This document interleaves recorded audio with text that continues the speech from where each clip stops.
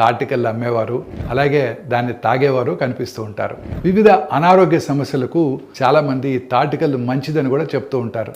నిజంగా తాటికల్లు తాగడం మంచిదా? తాగితే శరీరంలో ఏం జరుగుతుందో ఇవాళ మనం తెలుసుకుందాం. తాటి చెట్టు నుండి తీసిన కల్లును 12 గంటల లోపల తీసుకోవాలి, లేదంటే అది ప్రమాదకరంగా మారుతుంది. 100 మిల్లీలీటర్ల తాటికల్లో సుమారు 75 క్యాలరీలు ఉంటాయి.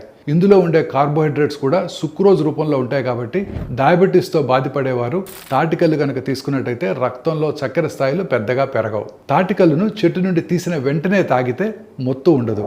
ఆలస్యం అయ్యే కొద్దీ ఆల్కహాల్ శాతం పెరుగుతుంది. కళ్ళు పొలవకుండా ఉండటం కోసం కాల్షియం హైడ్రాక్సైడ్ అనే రసాయనాన్ని కలుపుతారు.